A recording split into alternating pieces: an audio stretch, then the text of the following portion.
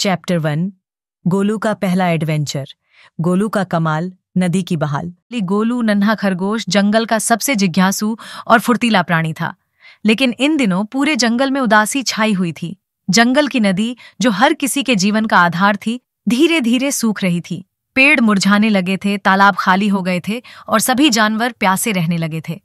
शेर सम्राट ने सभी जानवरों को एक सभा में बुलाया। उनकी आवाज में चिंता साफ झलक रही थी। हमारी नदी का पानी क्यों सूख रहा है, यह हमें नहीं पता, उन्होंने कहा। हमें नदी के स्रोत पर जाकर इसका कारण पता लगाना होगा। लेकिन यह काम आसान नहीं है। इसके लिए किसी बहादुर जानवर को आगे आना होगा। सभा में सन्नाटा छा गया।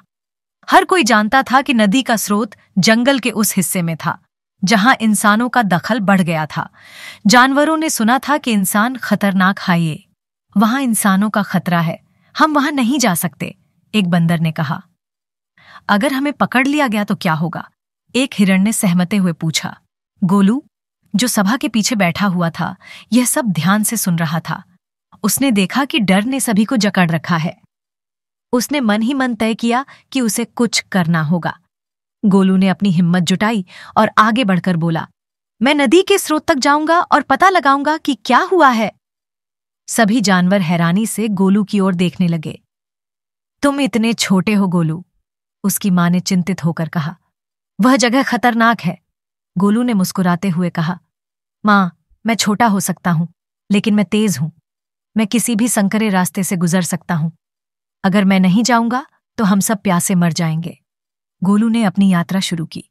जैसे जैसे वह नदी के स्रोत के करीब पहुंचा, उसने देखा कि रास्ता धीरे धीरे गंदा और बदबूदार हो रहा था।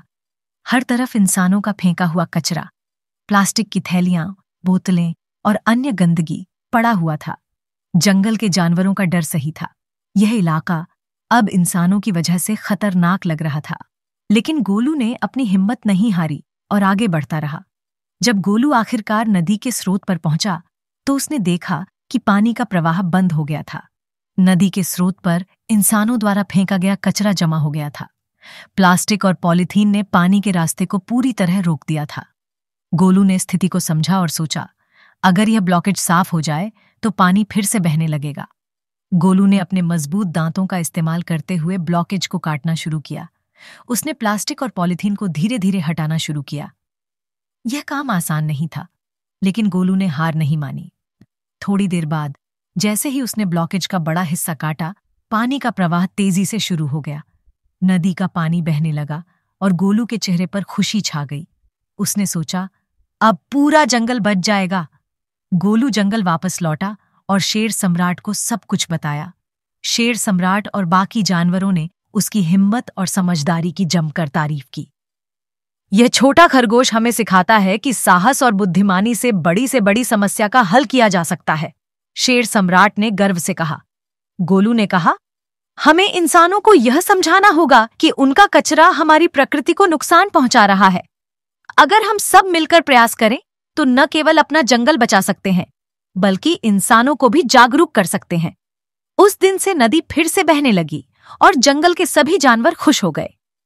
गोलू को न केवल एक नायक माना गया, बल्कि उसने साबित कर दिया कि छोटा कद भी बड़ी हिम्मत और समझदारी के आड़े नहीं आता। अगर आपको यह कहानी पसंद आई और आपने इससे कुछ सीखा तो चैनल को सब्सक्राइब और लाइक करें। धन्यवाद।